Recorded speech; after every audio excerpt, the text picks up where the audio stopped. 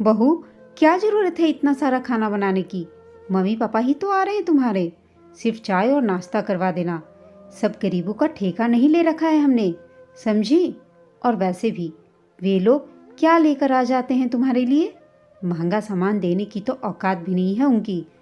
और जब भी आते हैं तो सस्ते सामान में भी घटिया क्वालिटी उठा कर लाते हैं। गुस्से में अलका जी अपनी बहू को बोले जा रही थी। यह सुनते ही उनकी बहू निधि की सारी खुशी पल में ही चकनाचूर हो गई। कितनी खुश थी निधि सुबह से, जब से उसके पापा का फ़ोन आया था और उन्होंने बताया था कि वे निधि के ससुराल के शहर कुछ काम से आए हैं, तो थोड़ी देर के लिए निधि से भी मिलने उसके घर आ जाएंगे। निधि फ़ोन रखकर झटपट खाने की तैयारी करने लग गई थी कि सास अलका जी रसोई में आकर बोली, बहू, इतनी जल्दी किसके लिए खाना बनाने जा रही हो? और जब निधि ने अपने मम्मी पापा के आने की खबर सुनाई तो अलका जी ने निधि के मायके वालों के लिए ऐसे शब्द कहे कि निधि की सारी खुशी जैसे छू मंतर हो गई थी। थोड़ी देर में अलका जी अपने कमरे से बाहर आकर बोली, मेरी सहेली अरुणा का फ़ोन आया था। वह उसके साथ मार्केट चलने के लिए बहुत जिद कर रही थी, इसलिए मैं मार्केट जा रही हूँ। तुम्हारे मम्मी पापा आए तो उनको मेरा नमस्ते कह देना, बोलकर अलका जी बाहर चली गई। निधि समझ चुकी थी कि उसकी सास जानबूझकर बाहर जा रही हैं ताकि उन्हें निधि के मम्मी पापा से मिलना न पड़े। वैसे भी यह ड्रामा वह पहले भी कर चुकी थी। निधि एक मध्यम वर्गीय घर की बेटी थी। निधि और विवान का रिश्ता निधि की बुआ, जो कि विवान की चाची होती थी, उन्होंने करवाया था। निधि की बुआ तो बस यही चाहती थी कि उनकी भतीजी हमेशा खुश रहे, इसलिए उन्होंने विवान से निधि का रिश्ता करवाया था। इस रिश्ते से निधि भी बहुत खुश थी, मगर वह नहीं जानती थी कि उस शादी के बाद सास के इतने ताने सुनने मिलेंगे उसे। थोड़ी ही देर में निधि के पापा मम्मी निधि के घर आ गए। रास्ते में उन्होंने निधि के घर के लिए कुछ फल और मिठाइयाँ ली थी, जो आकर उन्होंने निधि को दे दी। निधि बोली, आप लोग भी ना पापा, क्या ज़रूरत थी इन सब की? निधि की माँ सुषमा जी बोली, अरे बेटी के घर खाली हाथ थोड़े आते हैं। समधन जी कहाँ है बेटी? कहीं नजर नहीं आ रही हैं वो? निधि कुछ सकुचाते हुए बोली, माँ, वे उनकी सहेली के साथ बाहर काम से गई हैं। वे जाना तो नहीं चाहती थी, मगर उनकी सहेली ने बहुत जिद की थी, इसलिए उन्हें जाना पड़ा। सुषमा जी बोली, कोई बात नहीं बेटा, हम उनसे फ़ोन पर बात कर लेंगे। निधि ने अब तक अपने मम्मी पापा को अभी अपने ससुराल वालों के बारे में कुछ बताया नहीं था। निधि अपने मम्मी पापा को सब बताकर उन्हें और टेंशन नहीं देना चाहती थी। निधि के मम्मी पापा तो यही सोचते कि जैसे दामाद जी बहुत अच्छे हैं, वैसे ही उनके घर वाले भी बहुत अच्छे होंगे। सास ससुर भी निधि का बहुत ध्यान रखते होंगे। मम्मी पापा के लिए निधि रसोई में जाकर नाश्ता ले आई। नाश्ता कराते समय उसे शर्म महसूस हो रही थी और वह सोच रही थी कि कैसी दुविधा है, मैं चाहकर भी आज अपने ही मम्मी पापा को अपने घर खाना नहीं खिला पा रही हूँ। निधि के मम्मी पापा चाय नाश्ता कर अपने घर के लिए रवाना हो गए। निधि की सास अलका जी अपनी सहेली के साथ घूम फिर के घर आ चुकी थी। अलका जी ने जैसे ही रसोई में पड़े फल और मिठाई देखी, वे समझ गई कि यह सब सामान निधि के मायके से आया है। जरूर उसके पापा मम्मी आए होंगे तो वही लाए होंगे। उन्होंने सामान देखकर जोर से निधि को आवाज़ लगाई। निधि के आते ही वे बोली, यह कैसे सरे गले फल लेकर आए हैं तुम्हारे मायके वाले? केले गीले हो चुके हैं, सेब बिल्कुल लाल नहीं हैं, अंगूर बहुत ज़्यादा खट्टे लग रहे हैं, और यह मिठाइयाँ कितनी पुरानी लग रही हैं। ऐसा सामान कौन खाएगा हमारे घर में? अब यह सारा सामान कल काम वाली बाई को देना पड़ेगा। अगली बार तुम्हारे मम्मी पापा से कह देना कि हमारे घर ऐसा सरा गला सामान ना लाएं। अगर अच्छा सामान देने की औकात नहीं है तो कोई बात नहीं, मगर कम से कम ऐसी बेकार सामान तो ना दे। और पता नहीं कैसे बेटी के घर आकर यह लोग चाय नाश्ता कर लेते हैं। उन्हें पता नहीं क्या कि बेटी के घर का तो पानी भी नहीं पीते। तुम्हारे मायके वाले तो मुसीबत ही हैं। एक तरह से वे लोग यहाँ ना आए यही बेहतर होगा। जब भी वे लोग आते हैं मुझे ऐसा लगता है कि कोई मुसीबत घर आ रही हो। बेटी ब्याहने के बाद बार बार बेटी से क्या मिलना, अब बेटी को अपना घर संभालने दे। सास की कड़वी बातें सुन निधि की आंखों के कोर गीले हो चुके थे। इतने में डोरबेल बजी। निधि ने दरवाज़ा खोला तो सामने उसकी ननद राशि खड़ी थी, जो कॉलेज से आई थी। राशि ने अंदर आकर देखा तो उसकी माँ के हाथ में फल और मिठाइयाँ थीं। राशि को देखते ही अलका जी फिर से अपना राग सुनाने लगी और बोली, यह देख, तेरी भाभी के मायके वाले कैसा सामान लेकर आए हैं। राशि भी मुंह नाक सिकोड़ कर बोली, भाभी के मायके वालों की औकात यही है मम्मी, क्या करोगी, वे लोग ऐसी फटीचर चीज़ें ही लाकर दे सकते हैं यहाँ। सास तो सास, ननद की बातें सुनकर निधि की आंखों से आंसू बह निकले और वह अपने कमरे में जाकर रोने लगी। उस दिन निधि पूरे दिन रोती रही और हमेशा बार बार उसे अपनी ननद और सास द्वारा कही बातें याद आने लगी। रात को जब उसने सारी बात विवान को बताई तो विवान बोला, निधि, मुझे इन सब घर की बातों से दूर ही रखो प्लीज।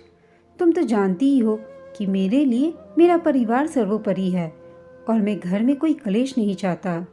घर में शांति बनाए रखना चाहती हो तो सभी की बातों को हजम करना सीखो और यह आंसू बहाना बंद करो, क्योंकि मैं मेरी माँ और बहन को जाकर कुछ नहीं बोलूँगा, मगर मैं तुम्हें भी रोते हुए नहीं देख सकता। निधि समझ चुकी थी कि विवान अपने परिवार से कुछ नहीं कहेगा और निधि ने इतनी हिम्मत नहीं थी कि वह अपनी सास से बहस कर पाए। इसलिए निधि ने सोच लिया कि अब वह अपनी मम्मी पापा को कभी अपने घर नहीं बुलाएगी। निधि को हर रोज सास और ननद से एक नया ताना सुनने मिल ही जाता। वे दोनों खुद तो कुछ काम नहीं करती थी, मगर निधि के हर काम में नुक्स जरूर निकालती। काफ़ी समय ऐसे ही बीत गया। निधि को बहुत समय से उसके मायके तक नहीं जाने मिला था, क्योंकि यहाँ सास अलका जी का कहना था कि बहू, अगर तुम मायके जाओगी तो यहाँ घर का काम कौन करेगा। राशि कॉलेज जाती है और मेरी भी तबीयत सही नहीं रहती, इसलिए कोई ज़रूरत नहीं है तुम्हें तुम्हारे मायके जाने की। फ़ोन है, तुम फ़ोन पर बात कर लिया करो। निधि हर बात पर मन महसूस कर रह जाती, मगर कर भी क्या सकती थी।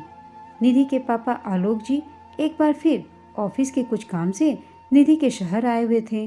बेटी को देखे बहुत महीने हो चुके थे उन्हें, इसलिए वे अचानक बेटी के घर पहुंचे। निधि अपने पापा को देखकर बहुत खुश हुई। आलोक जी फिर अपने साथ कुछ फल और मिठाइयाँ लेकर आए थे, जो उन्होंने निधि को थमा दिए। सास को नापसंद होते हुए भी निधि ने इस बात अपने पापा को अपने हाथ का खाना खिलाया और बोली, पापा, अगली बार माँ को भी साथ में लेते आइएगा, माँ को देखे भी बहुत समय हो गया है। यह सब देखकर अलका जी मन ही मन निधि के मायके वालों के लिए जल भून रही थी। आलोक जी के जाते ही अलका जी रसोई में रखे फल और मिठाइयाँ थैलियों में भरने से निकालकर बोली, यह लो, फिर आ गया इसके मायके से सरा गला और पुराना सामान। लाख समझाओ मगर इसको और इसके मायके वालों को कहाँ समझ आने वाला है। अलका जी को आदत पड़ चुकी थी निधि और उसके मायके वालों को ताना मारने की और निधि के मायके से आई हर चीज में नुक्स निकालने की। अलका जी अपनी बेटी राशि को बुलाकर बोली, राशि, जा, यह सब सामान मेरे कमरे में रख दे, या तो कामवाली बाई को दे देंगे या किसी ज़रूरतमंद में बांट देंगे। निधि सोचने लगी, सासू माँ हर बार सारा सामान अपने कमरे में क्यों रखवा देती हैं, और निधि तो कभी देख ही नहीं पाई कि सासू माँ यह सारा सामान कामवाली बाई को कब दे देती हैं। एक बार कामवाली भी बता रही थी कि मालकिन ने तो मुझे कुछ सामान दिया ही नहीं कभी। इस बार निधि हिम्मत जुटाकर बोली, मम्मी जी, यह सामान मुझे इतना भी बुरा नहीं लग रहा है। आप एक काम कीजिए, सारा सामान मुझे दे दीजिए, मैं थोड़ा थोड़ा करके सारा सामान यूज कर दूंगी।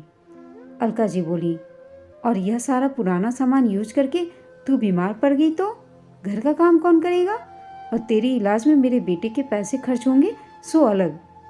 कोई ज़रूरत नहीं है तुम्हें ऐसा खराब सामान यूज करने की। जाओ चुपचाप और रसोई का काम करो। आज मुझसे बिना पूछे अपने पापा को खाना खिला दिया, फिर भी मैं कुछ नहीं बोली।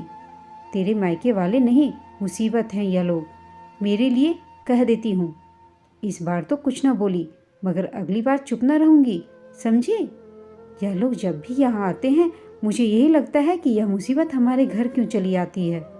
निधि हर बार सास के मुंह से अपने मायके वालों के लिए मुसीबत शब्द सुनती तो उसे बहुत बुरा लगता। इतने में उसे विवान की सारी बातें याद आ गई कि वह नहीं चाहता कि घर में कोई कलेश हो या तुम सास बहू में कोई झगड़ा हो। निधि बात का बतंगड़ बनाए बिना चुप रह जाती, मगर इस बार निधि ने ठान लिया कि वह देखकर रहेगी कि सासू माँ यह सारा सामान बाई को कब दे देती हैं। 2-3 दिन गुजर जाने पर भी जब निधि देखती कि सास ने वह सामान किसी को नहीं दिया, तो वह सास की अनुपस्थिति में उनके कमरे में जाकर देखी तो दंग रह गई। उसमें से आधा सामान खत्म हो चुका था। मतलब वह समझ चुकी थी कि उसकी सास और ननद उसके मायके से आया हुआ सामान अकेले अकेले चपत कर जाते थे और दिखाने को सिर्फ निधि के मायके वालों के लिए सामान में इतना सारा नुक्स निकालते थे। जब निधि ने सास अलका जी से इस विषय पर बात की तो अलका जी बोली, हाय, हमारे घर में क्या खाने की कमी है जो तेरे मायके से आया हुआ सामान खाएंगे हम। उसमें से आधा सामान मैं उस मंदिर के बाहर बैठे भिखारियों को दे आई थी और आधा सामान कल देने वाली हूँ। अलका जी ने फिर बात को घुमा दिया था, जबकि निधि ने उन्हें वह सामान बाहर ले जाते हुए भी नहीं देखा था। निधि अब समझ चुकी थी कि उसकी सास झूठी और पाखंडी है, इसलिए उनसे बहस करना मतलब अपना मुंह खराब करना है। निधि ने विवान को भी कुछ नहीं बताया, क्योंकि विवान को अपनी माँ और बहन पर बहुत विश्वास था और निधि विवान को यह सब बताकर उसका विश्वास तोड़ना नहीं चाहती थी। निधि ने सब कुछ भगवान पर छोड़ दिया और वह पहले की तरह अपना घर संभालने में लग गई। एक रोज राशि का भी रिश्ता तय हो गया और अलका जी ने खूब धूमधाम से अपनी बेटी की शादी की। दोनों माँ बेटी फोन पर रोजाना बात करती। राशि अपनी माँ को अपने ससुराल की सारी बातें बताती। राशि को भी अपने ससुराल में उन्हीं चुनौतियों का सामना करना पड़ रहा था जिन चुनौतियों से निधि यहाँ गुजरी थी। अब अलका जी को अपनी बेटी की बहुत चिंता होने लगी थी। अलका जी अब बेटी के माँ के किरदार में आ गई थी। वही अलका जी जिन्होंने सास के किरदार में अपनी बहू को खूब परेशान किया था, अब माँ के किरदार में वह हमेशा चिंता में रहती और यहाँ कहती रहती, हाय, मेरी बेटी को कितना दुख हो रहा है। घर के सारे काम काज अकेले करती है, सबका ध्यान रखती है, उसके सास ससुर को बराबर समय पर खाना दे देती है, फिर भी उसकी सास और ननद उसके हर काम में नुक्स निकालते हैं। उनको मेरी बेटी की अच्छाई दिखती ही नहीं है क्या? यहाँ निधि उनको ऐसे देखकर सोचती कि आपने और आपके बेटी ने मेरे साथ भी तो यही किया था, तब आप लोगों को भी तो मेरी अच्छाई कहाँ दिखाई देती। थोड़े दिन बाद अलका जी को खबर मिली कि राशि की तबीयत खराब हो गई है। वह तुरंत राशि से मिलने उसके ससुराल जाने निकल गई। बेटी के ससुराल पहली बार जा रही थी, इसलिए रास्ते में से उन्होंने फल और मिठाइयाँ ले ली और राशि से मिलने उसके ससुराल पहुंची। राशि भी माँ को देखकर बहुत खुश हुई और उसकी तबीयत भी पहले से कुछ बेहतर थी। रसोई में जाकर राशि अपनी माँ के लिए चाय नाश्ता ले आई। उतने में उसे उसकी सास विमला जी की जोर से चिल्लाने की आवाज़ आई। राशि दौड़कर रसोई में गई तो विमला जी बोली, बहू, यह कैसे सरे गले फल और बासी मिठाइयाँ लाई हैं तुम्हारी माँ? उनसे कह दो आइंदा इस घर में कभी ऐसा सामान न लाएं। हमारे यहाँ खाने की कुछ कमी नहीं है, हमारी तो काम वाली बाई भी यह सामान नहीं ले जाएगी, और गलती से उसे दे दिया और वह बीमार पड़ गई तो घर का काम कौन करेगा? और ऊपर से हमें अनाप शनाप बोलकर कोसेगी वह अलग, और साथ ही बोलेगी, मालकिन, ऐसा सरा गला सामान आपने मुझे क्यों दे दिया? हम गरीब जरूर हैं बहू, मगर अच्छा खाते हैं, इसलिए आइंदा से अपनी माँ को कह दे रहा कि यहाँ कुछ भी सामान लाने की कोई ज़रूरत नहीं। तुम्हारे मायके वाले न हुए मुसीबत की टोकरी हो गई है। तो विमला जी की आवाज़ बाहर हॉल में बैठी अलका जी के कानों में साफ साफ सुनाई दे रही थी। उनकी आंखों से आंसू बह निकले। तुरंत उन्होंने अपने आंसू पोंछे कि कोई देख ना ले। इतने में बेटी की सास विमला जी सारा सामान लेकर बाहर आई और अलका जी को वापस पकड़ाते हुए बोली, अलका जी, आइंदा से हमारे यहाँ ऐसा सामान मत लाइएगा। गलती से बच्चों ने चख भी लिया तो वे बीमार पड़ जाएंगे। हमारे यहाँ खाने की कोई कमी नहीं है। राशि भी अपनी माँ का अपमान अपनी आंखों से देख रही थी, मगर वह भी कुछ बोल नहीं पाई, क्योंकि उसकी सास विमला जी अलका जी से भी ज़्यादा सख्त थीं।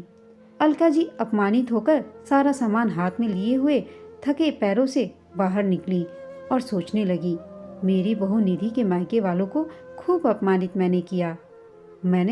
मगर हम लोग तो बहू और उसके मायके वालों को अपमानित कर उसके मायके से आया सारा सामान खुद चंपत कर जाते थे, मगर यहाँ तो सचमुच मुझे सारा सामान वापस पकड़ा दिया गया और ऐसा अपमानित किया गया कि दोबारा यहाँ आने की वापस इच्छा ही खत्म हो गई। और अपने लिए मुसीबत शब्द सुनकर उन्हें अपने द्वारा बोले गए सारे शब्द याद आ गए। खैर, बेटी का ससुराल था, इसलिए अलका जी का झुकना ही था।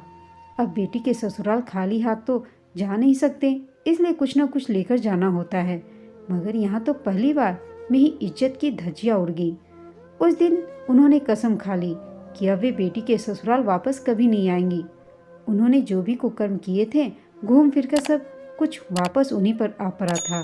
शायद इसीलिए ही कहते हैं कि किसी को अपमानित ना करें, किसी को भी छोटा ना दिखाएं, क्योंकि वक्त का पहिया ऐसा घूमता है कि सब कुछ घूम फिर कर वापस अपने तक आ ही जाता है। आज अलका जी निधि और उसके मायके वालों का दर्द बखूबी समझ पा रही थीं और उन्होंने अब कान पकड़ लिए थे कि अब वह कभी भी अपनी बहू और उसके मायके वालों का अपमान नहीं करेंगी। आखिर बहू भी तो किसी की बेटी है, भले उसे बेटी जैसा प्यार न कर पाई हो, मगर बहू वाला सम्मान जरूर देंगी।